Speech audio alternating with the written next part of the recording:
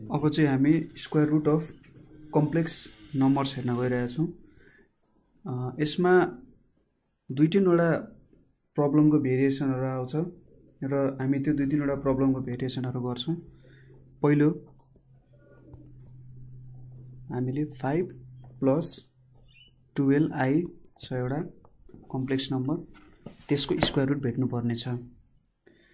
यहाँनेर के हुन्छ त भन्दा यसको इमेजिनरी पार्ट कति छ त?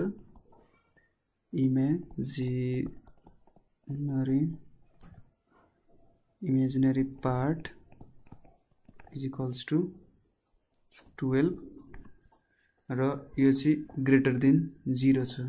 hence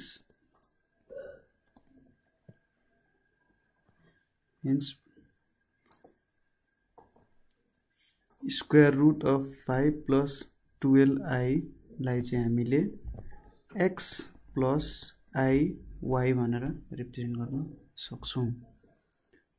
अब यसलाई सल्भ गर्दै जाउँ। 5 + 12i भनेको x + iy को होल स्क्वायर और 5 + 12i भनेको x square plus i 2xy minus y square हुन जान्छ और 5 + 12i भनेको x square minus y square plus i 2xy। अब रियल र इमेजिनरी पार्ट इक्वेट गरौँ। त्यो भनेपछि x square minus y square भनेको चाहिँ 5 हुन्छ र 2xy भनेको चाहिँ 12 हुन्छ। यसलाई हामी इक्वेसन A मानौं, यसलाई हामी इक्वेसन B मानौं। अब यहाँबाट हामीले x र y को भ्यालु झिक्नु पर्ने हुन्छ। ठीक छ। त्यसको लागि सुरुमा हामी x square plus y square को whole square is equals to x square minus y square को whole square plus 2xy whole square. यो गर्नु र यो लेख्नु एउटै हो। अब हामीसँग x square minus y square को भ्यालु कति छ? 5 छ।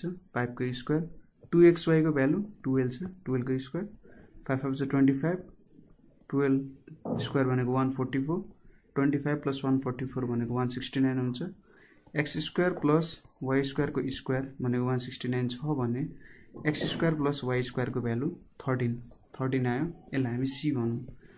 अब c र a लाई एड गर्यौं भने एडिङ a एन्ड c गर्यौं भने 2x स्क्वायर भनेको 18 आउँछ। x स्क्वायर को भ्यालु 9 आउँछ।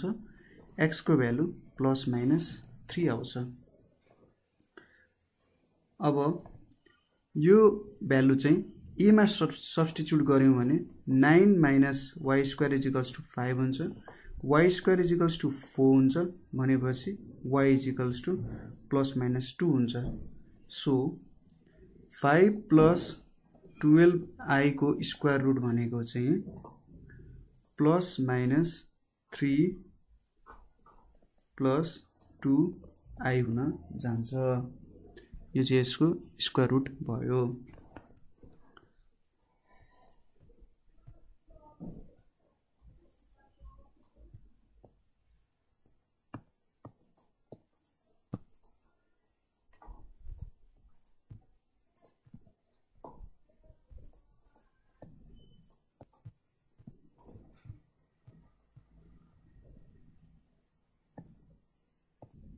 अब हाम्रो अर्को क्वेशन भनेको चाहिँ अघिको क्वेशनमा हामीले इमेजिनरी पार्ट पोजिटिभ राखेका थियौं।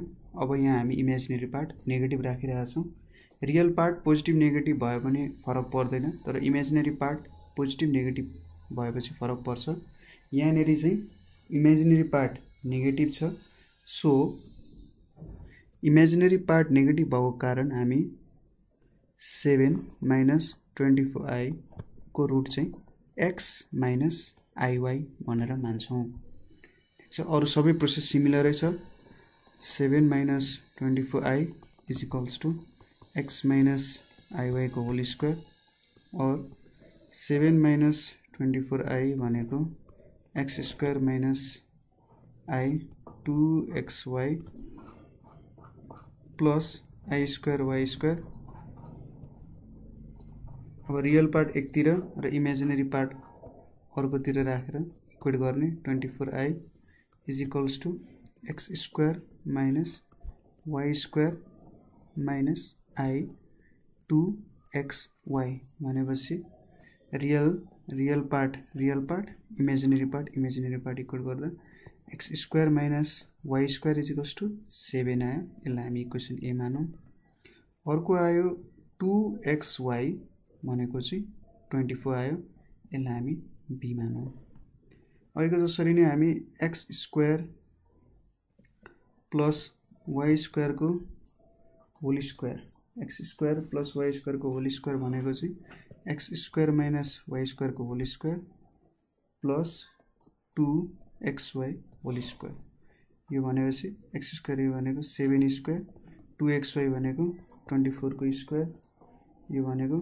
49 plus 576 is equals to 625 हुन जान्छ यहाँ हेरौँ अब यसलाई यो भनेको x square plus y square भनेको on root 625 भनेको चाहिँ 25 आयो यसलाई c मानौं सुरुमा a र c एड गरौँ a र c एड गर्दाखेरि 2x square भनेको 32 आउँछ x square को भ्यालु 16 आउँछ भनेपछि x को भ्यालु प्लस माइनस 4 आउँछ यही भ्यालुलाई a मा इक्वेट गर्यो भने 16 minus y square is equals to 7 आउँछ y square is equals to 16 minus 7 भनेको 9 आउँछ यसको मतलब y को भ्यालु प्लस माइनस 3 हुन जान्छ therefore 7 minus 24i भनेको चाहिँ plus minus 4 minus i plus minus 3 अथवा